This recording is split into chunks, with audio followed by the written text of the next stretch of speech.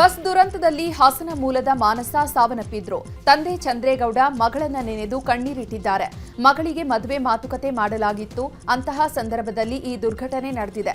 ಭಾನುವಾರ ಮದುವೆ ನಿಶ್ಚಯದ ಬಗ್ಗೆ ಮಾತನಾಡಬೇಕಿತ್ತು. ಮಗಳು ಇಂಜಿನಿಯರಿಂಗ್ ಮುಗಿಸಿ ಬೆಂಗಳೂರಿನಲ್ಲಿ ಕೆಲಸ ಮಾಡ್ತಾ ಇದ್ಲು. ಸ್ನೇಹಿತರ ಜೊತೆ ಪ್ರವಾಸಕ್ಕೆ ಅಂತ ಹೋದಾಗ ಈ ಘಟನೆ ನಡೆದಿದೆ. 2 ದಿನದ ಹಿಂದೆಯಷ್ಟೇ ನನ್ನ ಜೊತೆ ಮಗಳು ಮಾತನಾಡಿದ್ಲು ಅಂತ ಕಣ್ಣೀರು ಹಾಕಿದ್ದಾರೆ. ಇಂಜಿನಿಯರ್ ಮುಗಿಸಿ M.Tech ಮುಗಿಸಿ ಹಿಂಗೆ ಬೆಂಗಳೂರು ಕಂಪ್ನಿಲಿ ಕೆಲಸ ಮಾಡ್ತಿದ್ಲು. ಹಿಂಗೆ ಇದಾಗಿ ಕ್ರಿಸ್ಮಸ್ ಡೇ ಬಂದ್ಲಾಗಿ ಹಿಂಗೆ 1 ದಿವಸ ಟೂರ್ ಹೋಗ್ತೀವಿ ಅಂತ ಹೊರಟಿದ್ರು. ಹಿಂಗಾಗಿ ದುರಂತದಾಗಿ ಚೆನ್ನಾಗಿದ್ದರು. ಎಲ್ಲ ಒಟ್ಟಿಗೆ LKG UKGಯಿಂದ ಒಟ್ಟಿಗೆ ಬೆಳೆದವರು. ಈಗಲೂ ಎಲ್ಲ ಒಟ್ಟಿಗೆ ರೂಮೆಂಟ್ಸಲ್ಲಿದ್ದರು. ಹಿಂಗಾಗಿದೆ. ಶುಕ್ರವಾರ ಶನಿವಾರ ಲ್ಯಾಬಿಗೆ ಕಳಿಸಿದ್ದು ಬರುತ್ತೆ. ಅದು ಯಾವತ್ತಿಗೂ ಹೇಳ್ತೀವಿ, ಫೋನ್ ಮಾಡ್ತೀವಿ ಅಂದವರು. ಕೆಂದಿದ್ದು ಇನ್ನೂ ಫಿಕ್ಸ್ ಮಾಡಿರಲಿಲ್ಲ. ಮಾತುಕತೆ ಎಲ್ಲ ಆಗಿತ್ತು. ಹಿಂಗೆ ಭಾನುವಾರ ಬಂದ್ಬಿಟ್ಟು ಎಲ್ಲ ಮಾತಾಡೋಣ ಅಂತ ಹೇಳಿದ್ಲು. ಹೀಗಾಗಿ ಅಷ್ಟೊಳಗೆ ಹಿಂಗೆ ಇದ್ದವ್ರು ಅಂತ ಎಲ್ಲ. ಇನ್ನು ಹಾಸನದ ಚನ್ನರಾಯಪಟ್ಟಣದ ನವ್ಯ ಮನೆಯಲ್ಲೂ ಕೂಡ ನೀರವ ಮೌನ ಆವರಿಸಿದೆ. ಮಗಳನ್ನ ನೆನೆದು ತಂದೆ ಮಂಜಪ್ಪ ಕಣ್ಣೀರಿಟ್ಟಿದ್ದಾರೆ. ಗೋಕರ್ಣಕ್ಕೆ ತೆರಳಿದ್ದ ಮಗಳು ಸಾವನ್ನಪ್ಪಿದ್ದಾಳೆ. ಕಂಡು ಹಿಡಿಯಲಾಗದಂತಹ ಸ್ಥಿತಿಯಲ್ಲಿ ಮಗಳ ಮೃತದೇಹ ಇತ್ತು. ಮೃತದೇಹ ಪತ್ತೆಗೆ DNA ಪರೀಕ್ಷೆಗೆ ಒಳಪಡಿಸಿದ್ದಾರೆ. ಸೋಮವಾರ ಮೃತದೇಹ ಸಿಗಬಹುದು.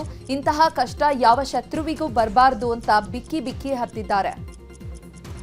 ಹೇಳಿದ್ರು 8:25 ಬಸ್ ಹತ್ತಿ ಬಸ್ಸಲ್ಲಿ ಒಂದು ಅರ್ಧ ಗಂಟೆ ಫೋನಲ್ಲಿ ಮಾತಾಡಿದ್ರು. ಹೋಗಿ ಬರ್ರಪ್ಪ ಅಂತ ಹೇಳಿ ಕಳಿಸಿದ್ರು. ಬೆಳಗ್ಗೆ 7 ಗಂಟೆಗೆ ಫ್ರೆಂಡ್ ಫೋನ್ ಮಾಡಿದ್ರು, ಹಿಂಗಾಗಿದೆ, ಬಸ್ ಹಾಸ್ಪಿಟಲ್ ಆಕ್ಸಿಡೆಂಟ್ ಆಗಿದೆ, ನಾವೊಂದು ಹಾಸ್ಪಿಟಲ್ ಇದ್ವಿ, ಅವರೊಂದು ಹಾಸ್ಪಿಟಲ್ ಬಂದು ಕರ್ಕೊಂಡು ಹೋಗಿ ಅಂತ ಫೋನ್ ಮಾಡಿದ್ರು. ಅಲ್ಲೋಗಿ ನೋಡಿದ್ರೆ ಅಲ್ಲಿ ನಮ್ಮ ಮಗಳದು ಇದೇ ಇತ್ತು, ಎಲ್ಲ ಸುಟ್ಟೋಗಿ DNA ಟೆಸ್ಟ್ ಕೊಟ್ಟು ಎಲ್ಲ ಕಳಿಸ್ಕೊಟ್ಟಿದ್ದಾರೆ. ಪ್ರೈಮರಿಯಿಂದ ಕಾಲೇಜಿಂದ ಹಿಡಿದು ಕೆಲಸ ಸೇರ್ಕೊಳ್ಳೋ ಒಂದೇ ಕಂಪ್ನಿ ತೋರಿಸ್ಕೊಂಡು ಒಂದೇ ಮನೇಲಿ ಮಾಡ್ಕೊಂಡಿದ್ರು. ಒಂದೇ ತಟ್ಟಲ್ಲ ಅನ್ನತ್ತಿನ ಒಂದೇ ಸಲ ಸತ್ತೋದ್ರಿ. ಮದುವೆನ ಫಿಕ್ಸ್ ಆಗಿತ್ತು. ಫಿಕ್ಸ್ ಆಗಿತ್ತು. ಏಪ್ರಿಲ್ 28-29 ಮದುವೆ ಇತ್ತು HNR ಅಲ್ಲಿ. ಜನವರಿ 25ಗೆ ಎಂಗೇಜ್ಮೆಂಟ್ ಇತ್ತು. ಭಾರಿ ಕಷ್ಟದಿಂದ ಬಂದು ಈ ಮನೆ ಎಲ್ಲ ಕಟ್ಟಿಗೆ ಅವ್ರ ಮಕ್ಕಳನ್ನ ಹೋಲಿಸ್ಕೊಂಡು ಈ ಲೆವೆಲ್ಗೆ ಬಂದಿದ್ರು. ಮದುವೆ ಕೂಡ ಫಿಕ್ಸ್ ಆಗಿ ಈ ದುರಂತ ಹಿಂಗೆ ಆಗಿದೆ ಅಂತಂದ್ರೆ ಎಂಥವ್ರಿಗೂ ಭಾರಿ ಬೇಜಾರಾಗಿತ್ತು ಸರ್. ಪಕ್ಕದಲ್ಲಿ ನಾವು ನೋಡ್ಕೊಂಡಿದ್ದು ಜೊತೆಯಲ್ಲಿ ಎಲ್ಲರೂ ಒಟ್ಟಿಗಿದ್ದವರು. ಈಗ ರಾಜಕೀಯ ವಲಯದ ಪ್ರಮುಖ ವಿದ್ಯಮಾನಗಳನ್ನು ಕ್ವಿಕ್ ಆಗಿ ನೋಡ್ತಾ ಹೋಗೋಣ.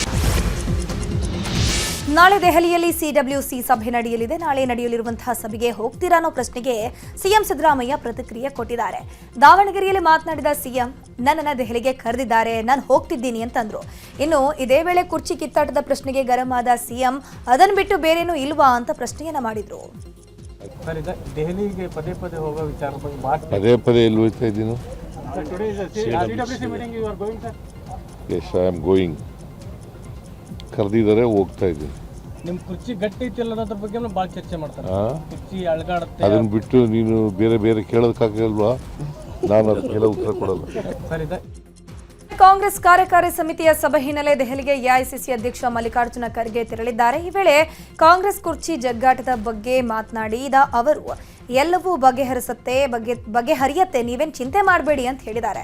ಇನ್ನು ಇದೇ ವಿಚಾರವಾಗಿ ಸಚಿವ ಪ್ರಿಯಾಂಕ್ ಖರ್ಗೆ, CP ಯೋಗೇಶ್ವರ್ ಕೂಡ ಪ್ರತಿಕ್ರಿಯಿಸಿದರು. ಯಾವಾಗ ಬಗೆಹರಿಬಹುದು ಸರ್? ಬಗೆಹರಿತದೆ, ನೀವೇನು ಚಿಂತೆ ಮಾಡಬೇಡಿ. ರಾಜ್ಯದ ಗೊಂದಲ ಯಾವಾಗ ಬಗೆಹರಿಬಹುದು ಸರ್? ಬಗೆಹರಿತದೆ, ನೀವೇನು ಚಿಂತೆ ಮಾಡಬೇಡಿ. ಸಹಜವಾಗಿ ಇವರೇ ಗೊಂದಲ ಎಲ್ಲೇ ಇದ್ರೂ, ಯಾವ ಮಟ್ಟದಲ್ಲಿ ಇದ್ರೂ ಸರಿಯಲ್ಲ. ಅದು ಬೇರೆ ಮಟ್ಟದಲ್ಲಿ ಇರ್ಬೋದು, ನಿಮ್ಮ ಪಾರ್ಟಿ ಮಟ್ಟದಲ್ಲಿ ಇರ್ಬೋದು, ಸರ್ಕಾರ ಮಟ್ಟದಲ್ಲಿ ಇರ್ಬೋದು, ವಾಟ್ ಎವರ್ ಇಟ್ ಈಸ್. ಒಂದು ಮನೆ ಅಂದರೆ 4 ಮಾತು ಇದ್ದೇ ಇರ್ತದೆ. ಎಲ್ಲ ಮನೆ ದೋಸೆ ಪಕ್ಷದ ಆಂತರಿಕ ವಿಚಾರ, ಅದು ಅಲ್ಲಿಗೆ ಚರ್ಚೆ ಮಾಡ್ಕೊಂಡು ತೀರ್ಮಾನಕ್ಕೆ ಬರ್ತಾರೆ. ಹಾಗಾಗಿ ಅದನ್ನು ನಮಗೇನು ಅದರ ಬಗ್ಗೆ ಯಾವುದೇ ಮಾಹಿತಿ ಇಲ್ಲ. ಬಹಿರಂಗವಾಗಿ ನಾವೇನು ಅದ್ರ ಬಗ್ಗೆ ಚರ್ಚೆ ಮಾಡ್ಲಿಕ್ಕೆ ಬರಲ್ಲ. ಅವರವರ ಭಾವನೆಗಳು ತಕ್ಕಂತೆ ಮಾತಾಡ್ತಾರೆ. ಅದೇನೋ ಸರಿ ಹೋಗುತ್ತೆ ಅಂತ ನೀವೇ ಹೇಳ್ತಾ ಇದ್ದೀರಲ್ಲ, ನಾಯಕರುಗಳು ಕೂತ್ಕೊಂಡು ತೀರ್ಮಾನ ಮಾಡ್ತಾರೆ ಪಕ್ಷ. ಸಿಎಂ ಬದಲಾವಣೆ ಜಟಾಪಟಿ ವಿಚಾರವಾಗಿ ಶಾಸಕ ಬಾಲಕೃಷ್ಣ ಪ್ರತಿಕ್ರಿಯೆ ನೀಡಿದ್ದಾರೆ. ಬಿಡದಿಯಲ್ಲಿ ಮಾತನಾಡಿದ ಅವರು, ನಾನು ಹೈಕಮಾಂಡ್ ಆಗಿದ್ರೆ ಎಲ್ಲದಕ್ಕೂ ಕೂಡ ಸ್ಪಷ್ಟ ಉತ್ತರ ಕೊಡ್ತಾ ಇದೆ. ನಾನು DK ಅವರ ಅತ್ಯಾಪ್ತ ಎನ್ನುವುದರಲ್ಲಿ 2 ಮಾತಿಲ್ಲ. DK ಶಿವಕುಮಾರ್ ಅವರಿಗೆ ವೈರಾಗ್ಯ ಅಲ್ಲ, ಪಕ್ಷಕ್ಕೆ ಹೊಸದಾಗಿ ಬಂದಿರುವವರಿಗೆ ಅದರ ಕಷ್ಟ ಗೊತ್ತಿಲ್ಲ. ಅಂತವರಿಗೆ ಕಷ್ಟದ ಬಗ್ಗೆ ತಿಳಿಸಿಕೊಡ್ತಿದ್ದಾರೆ. ನಾನು ಕೂಡ DKಶಿ CM ಆಗ್ಲಿ ಅಂತ ಬಯಸುವವನು ಅಂತ ಅಂದ್ರು. ಇನ್ನು ಇದೇ ವಿಚಾರವಾಗಿ ಶಾಸಕ ಶಿವಗಂಗಾ ಬಸವರಾಜ್ ಕೂಡ ಪ್ರತಿಕ್ರಿಯಿಸಿದ್ದಾರೆ. ಎಲ್ಲ ಸ್ಪಷ್ಟವಾದ ಉತ್ತರ ಕೊಟ್ಬಿಡ್ತೀನಿ ನಾನು. ಹೈಕಮಾಂಡ್ ಅಲ್ವೇ, ಅದರಲ್ಲಿ ಎರಡು ಮಾತೇ ಇಲ್ಲ ಅಂತ ಹೇಳ್ತಾ ಇದೀವಲ್ಲ. ಅತ್ಯಾಪ್ತರಾಗ್ಬಿಟ್ರೆ ನಾನು ಹೈಕಮಾಂಡ್ ಹತ್ರ ಇದ್ದೀನ? ಹೈಕಮಾಂಡ್ ಅತ್ಯಾಪ್ತ ಆಗಿದ್ದಿದ್ರೆ ನಾನು ಹೇಳ್ತಿದ್ದೆ. ನಾನು ಡಿ ಕೆ ಶಿವಕುಮಾರ್ಗೆ ಅಷ್ಟೇ ಅತ್ಯಾಪ್ತ, ಹೈಕಮಾಂಡ್ಗೆ ಅತ್ಯಾಪ್ತ ಅಲ್ಲ.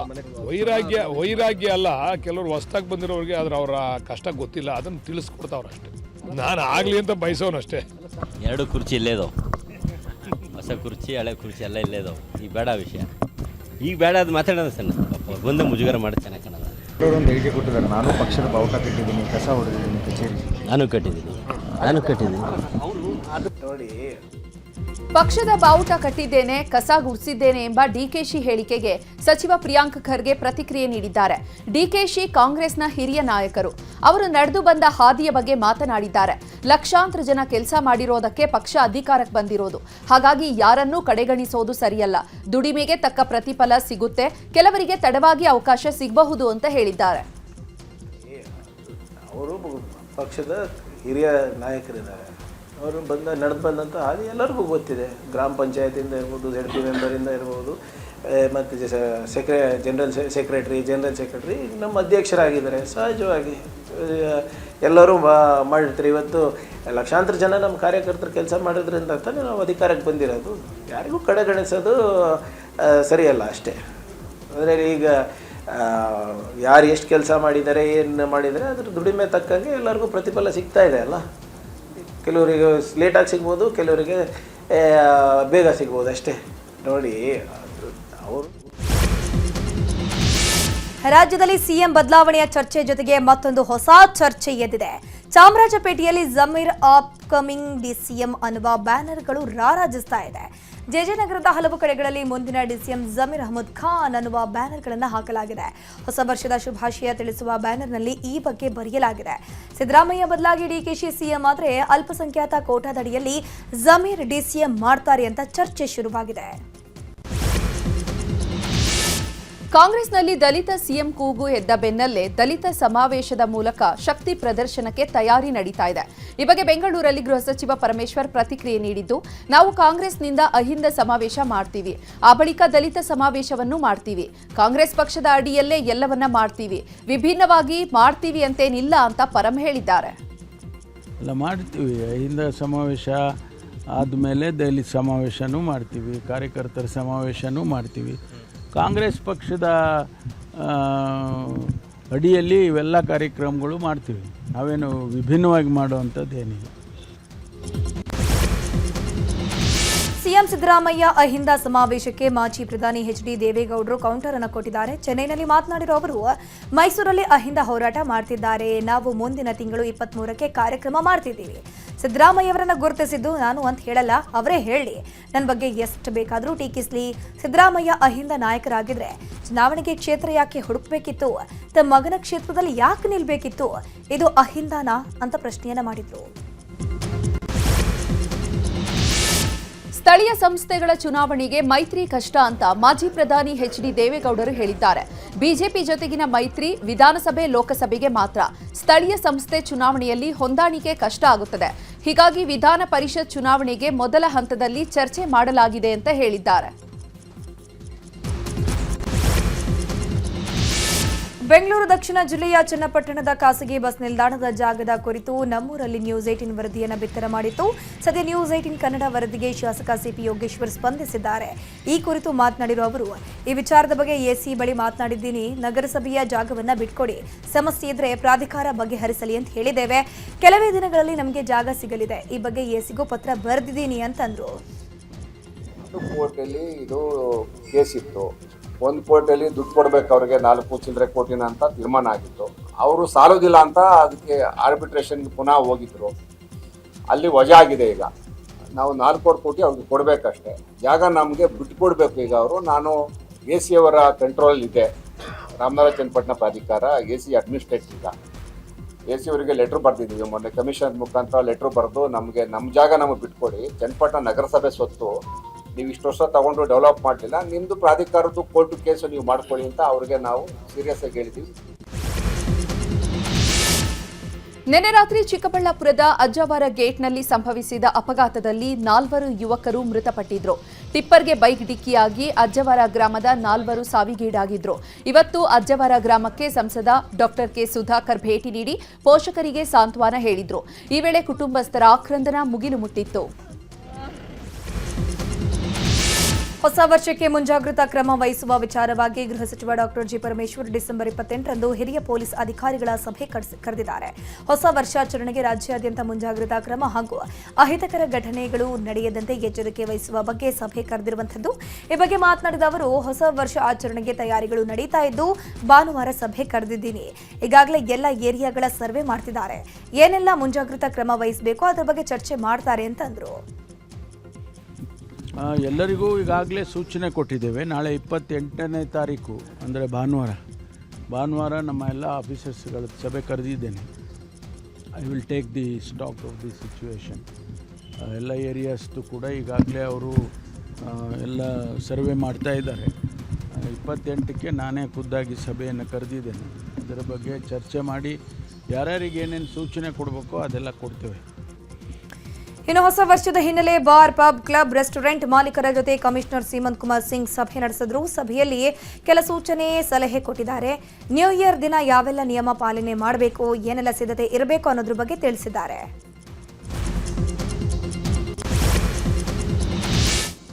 ದೇಶದ ಸುದ್ದಿಗಳನ್ನು ನೋಡೋಣ. ಆಸ್ಟ್ರೇಲಿಯಾದಲ್ಲಿ 16 ವರ್ಷಕ್ಕಿಂತ ಕಡಿಮೆ ವಯಸ್ಸಿನ ಮಕ್ಕಳಿಗೆ ಸಾಮಾಜಿಕ ಮಾಧ್ಯಮ ಬಳಸುವುದನ್ನು ನಿಷೇಧಿಸಲಾಗಿದೆ. ಇದೀಗ ಆಸ್ಟ್ರೇಲಿಯಾ ಜಾರಿಗೆ ತಂದಿರುವಂತಹ ಕಾನೂನನ್ನು ಭಾರತವೂ ಪರಿಗಣಿಸಬೇಕು ಅಂತ ಮದ್ರಾಸ್ ಹೈಕೋರ್ಟ್ ಸೂಚಿಸಿದೆ. ಮಕ್ಕಳ ಹಿತರಕ್ಷಣೆ ಕಾಪಾಡುವ ನಿಟ್ಟಿನಲ್ಲಿ ಭಾರತದಲ್ಲೂ ಕೂಡ ಈ ಆದೇಶ ತರಬೇಕು ಅಂತ ಸಲಹೆ ನೀಡಿದೆ. ಮದ್ರಾಸ್ ಹೈಕೋರ್ಟ್ನ ನ್ಯಾಯಮೂರ್ತಿಗಳಾದಂತಹ ಜಿ ಜಯಚಂದ್ರನ್ ಮತ್ತು ಕೆಕೆ ರಾಮಕೃಷ್ಣನ್ ಅವರ ವಿಭಾಗೀಯ ಪೀಠ ಈ ಅಭಿಪ್ರಾಯ ವ್ಯಕ್ತಪಡಿಸಿದೆ. ರಾಜಸ್ಥಾನದ ಜೈಪುರದಲ್ಲಿ ಮಸೀದಿ ಬಳಿ ಅತಿಕ್ರಮಣ ವಿರೋಧಿಸಿ ಕಾರ್ಯಾಚರಣೆಯಲ್ಲಿ ಪೊಲೀಸರ ಮೇಲೆ ಕಲ್ಲು ತೂರಾಟ ನಡೆದಿದೆ. ಜೋಮು ಪಟ್ಟಣದಲ್ಲಿರುವಂತಹ ಮಸೀದಿಯ ಹೊರಗಡೆ ರಸ್ತೆಯ ಉದ್ದಕ್ಕೂ ಇರುವಂತಹ ಕಬ್ಬಿಣದ ಬೇಲಿಗಳನ್ನು ಪೊಲೀಸ್ ಭದ್ರತೆಯಲ್ಲಿ ಸ್ಥಳೀಯ ಆಡಳಿತ ತೆರವು ಮಾಡುತ್ತಿತ್ತು. ಇದನ್ನು ವಿರೋಧಿಸಿ ಒಂದು ಸಮುದಾಯದ ಗುಂಪೊಂದು ಪೊಲೀಸರ ಮೇಲೆ ಕಲ್ಲು ತೂರಾಟ ನಡೆಸಿದೆ. ಘಟನೆ ಸಂಬಂಧ ಹಲವರನ್ನ ಪೊಲೀಸರು ವಶಕ್ಕೆ ಪಡೆದು ವಿಚಾರಣೆಯನ್ನು ಮುಂದುವರೆಸಿದ್ದಾರೆ. ಕಳೆದ ವಾರ ಪ್ರಧಾನಿ ನರೇಂದ್ರ ಮೋದಿ ಪಶ್ಚಿಮ ಬಂಗಾಳಕ್ಕೆ ಭೇಟಿ ನೀಡಿದ ಬೆನ್ನಲ್ಲೇ ಕೇಂದ್ರ ಗೃಹ ಸಚಿವ ಅಮಿತ್ ಶಾ ಅವರು ಡಿಸೆಂಬರ್ 29ರಿಂದ 2 ದಿನಗಳ ಕಾಲ ಕೋಲ್ಕತ್ತಾಗೆ ಭೇಟಿ ನೀಡಲಿದ್ದಾರೆ. ಭಾರತೀಯ ಜನತಾ ಪಕ್ಷದ ಆಂತರಿಕ ಸಭೆಗಳನ್ನು ನಡೆಸುವ ಸಲುವಾಗಿ ಅಮಿತ್ ಶಾ ತೆರಳುತ್ತಿದ್ದಾರೆ. ವಿಶೇಷವಾಗಿ ಮತದಾರರ ಪಟ್ಟಿ ಪರಿಷ್ಕರಣೆ ಪ್ರಕ್ರಿಯೆಗೆ ಸಂಬಂಧಿಸಿದಂತಹ ವಿಷಯಗಳ ಬಗ್ಗೆ ಚರ್ಚಿಸುವ ನಿರೀಕ್ಷೆ ಇದೆ. ಕ್ರಿಕೆಟ್ ಲೋಕದ ಉದಯೋನ್ಮುಖ ತಾರೆ 14 ವರ್ಷದ ವೈಭವ್ ಸೂರ್ಯವಂಶಿಗೆ ಪ್ರಧಾನಮಂತ್ರಿ ರಾಷ್ಟ್ರೀಯ ಬಾಲ ಪುರಸ್ಕಾರ ನೀಡಿ ಗೌರವಿಸಿದರು. ಇಂದು ರಾಷ್ಟ್ರಪತಿ ಭವನದಲ್ಲಿ ನಡೆದ ಸಮಾರಂಭದಲ್ಲಿ ರಾಷ್ಟ್ರಪತಿ ದ್ರೌಪದಿ ಮುರ್ಮು ಅವರು ಬಿಹಾರದ ಯುವ ಪ್ರತಿಭೆ ವೈಭವ್ ಸೂರ್ಯವಂಶಿಗೆ ಪ್ರಶಸ್ತಿ ಪ್ರದಾನ ಮಾಡಿದರು. ಬಾಂಗ್ಲಾದೇಶದಲ್ಲಿ ಹಿಂದೂ ಯುವಕ ದೀಪು ಚಂದ್ರ ಹತ್ಯೆಯನ್ನ ಬಾಲಿವುಡ್ ನಟರು ಖಂಡಿಸಿದ್ದಾರೆ. ಈ ಘಟನೆಯಿಂದ ಭಾರತ ಮತ್ತು ಢಾಕಾದ ನಡುವಿನ ಸಂಬಂಧವನ್ನ ಸಂಪೂರ್ಣ ಹದಗೆಡುವಂತೆ ಮಾಡಿದೆ. ಈ ಘಟನೆ ಬಗ್ಗೆ ನಟಿ ಜಾಹ್ನವಿ ಕಪೂರ್ ಮತ್ತು ಕಾಜಲ್ ಅಗರ್ವಾಲ್ ಸೇರಿದಂತೆ ಹಲವರು ಕಿಡಿಕಾರಿದ್ದಾರೆ. ಜಾಲತಾಣದಲ್ಲಿ ಮಾಹಿತಿ ಹಂಚಿಕೊಂಡಿರುವಂತಹ ಜಾಹ್ನವಿ ಕಪೂರ್ ಅಮಾನವೀಯ ಸಾರ್ವಜನಿಕ ಗುಂಪು ಹತ್ಯೆಯನ್ನ ಖಂಡಿಸಿದ್ದಾರೆ. ಈಗ ವಿದೇಶಿ ಸುದ್ದಿಗಳನ್ನು ನೋಡ್ತಾ ಹೋಗೋಣ. ಬಾಂಗ್ಲಾದೇಶದಲ್ಲಿ ದಿನಗಳ ಹಿಂದೆ ಹಿಂದೂ ಯುವಕ ದೀಪು ಚಂದ್ರದಾಸನ್ನ ಉದ್ರಿಕ್ತರ ಗುಂಪು ಥಳಿಸಿ ಹತ್ಯೆ ಮಾಡಿತ್ತು. ಇದಾದ ಬೆನ್ನಲ್ಲೇ ರಾಜ್ಬರಿಯಲ್ಲಿ ಅಮೃತ್ ಮಂಡಲ್ ಎಂಬ ಹಿಂದೂ ಯುವಕನ ಹತ್ಯೆಯಾಗಿದೆ. ಸುಲಿಗೆ ಸೇರಿದಂತೆ ಹಲವು ಕ್ರಿಮಿನಲ್ ಪ್ರಕರಣಗಳಲ್ಲಿ ಅಮೃತ್ ಮಂಡಲ್ ಆರೋಪಿಯಾಗಿದ್ದಾನೆ. ಅಮೃತ್ ಮಂಡಲ್ ಸಾವಿನ ಘಟನೆ ಕೋಮು ಹಿಂಸಾಚಾರಕ್ಕೆ ಸಂಬಂಧಿಸಿದಲ್ಲ ಅಂತ ಬಾಂಗ್ಲಾ ಸರ್ಕಾರ ಹೇಳಿದೆ. ಈ ಮಧ್ಯೆ ಬಾಂಗ್ಲಾದೇಶದಲ್ಲಿ ನಮಗೆ ರಕ್ಷಣೆ ಇಲ್ಲ, ನಮ್ಮ ಮೇಲಿನ ದೌರ್ಜನ್ಯ ನಿಲ್ಲಿಸಿ ಅಂತ ಅಲ್ಪಸಂಖ್ಯಾತ ಹಿಂದೂಗಳು ಭಾರೀ ಪ್ರತಿಭಟನೆ ಮಾಡ್ತಿದ್ದಾರೆ. ಈಶಾನ್ಯ ನೈಜೀರಿಯಾದಲ್ಲಿ ಕ್ರೈಸ್ತರನ್ನ ಗುರಿಯಾಗಿಸಿಕೊಂಡು ಹತ್ಯೆ ಮಾಡ್ತಾ ಇರುವಂತಹ ಐಎಸ್ಐಎಸ್ ಭಯೋತ್ಪಾದನಾ ವಿರುದ್ಧ ಅಮೆರಿಕ ಸಮರ ಸಾರಿತ್ತು. ಇದೀಗ ಐಸಿಸ್ ಉಗ್ರರ ಮೇಲೆ ಕ್ರಿಸ್ಮಸ್ ದಿನದಂದೇ ಅಮೆರಿಕ ಸೇನೆ ದಾಳಿ ಮಾಡಿದೆ. ದಾಳಿಯಲ್ಲಿ ಹಲವು ಉಗ್ರರು ಸಾವನ್ನಪ್ಪಿದ್ದಾರೆ. ಈ ಬಗ್ಗೆ ಸಾಮಾಜಿಕ ಜಾಲತಾಣದಲ್ಲಿ ಟ್ರಂಪ್ ಪೋಸ್ಟ್ ಮಾಡಿದ್ದು, ಮೃತ ಭಯೋತ್ಪಾದಕರಿಗೂ ಕೂಡ ಮೇರಿ ಕ್ರಿಸ್ಮಸ್ ಅಂತ ಬರೆದುಕೊಂಡಿದ್ದಾರೆ. ಕೆನಡಾದ ಟೊರೆಂಟೊದಲ್ಲಿ ಭಾರತೀಯ ಮೂಲದ ಯುವಕನ ಕೊಲೆ ಮಾಡಲಾಗಿದೆ. ಮೃತನನ್ನ ಶಿವಾಂಕ್ ಅವಸ್ಥಿ ಅಂತ ಗುರುತಿಸಲಾಗಿದೆ. ಟೊರೆಂಟೊ ಕ್ಯಾಂಪಸ್ ಬಳಿಯೇ ಘಟನೆ ನಡೆದಿದೆ. ವಾರದ ಅಂತ್ಯದಲ್ಲಿ 2 ಕೊಲೆ ನಡೆದಿರೋದು ಭೀತಿ ಹುಟ್ಟಿಸಿದೆ. ಇನ್ನು ಘಟನೆ ಸಂಬಂಧ ಭಾರತೀಯ ರಾಯಭಾರ ಕಚೇರಿ ಕಳವಳ ವ್ಯಕ್ತಪಡಿಸಿದ್ದು, ಮೃತರ ಕುಟುಂಬಸ್ಥರ ಜೊತೆ ಸಂಪರ್ಕದಲ್ಲಿದ್ದೀವಿ ಅಂತ ತಿಳಿಸಿದೆ. ರಷ್ಯಾ ಉಕ್ರೇನ್ ನಡುವಿನ ಯುದ್ಧ ಚಾಲ್ತಿಯಲ್ಲಿರುವಾಗಲೇ ಇತ್ತ ಉಕ್ರೇನ್ ಅಧ್ಯಕ್ಷ ಝೆಲೆನ್ಸ್ಕಿ ರಷ್ಯಾ ಅಧ್ಯಕ್ಷ ಪುಟಿನ್ ಸಾವಿನ ಕುರಿತು ಮಾತನಾಡಿದ್ದಾರೆ.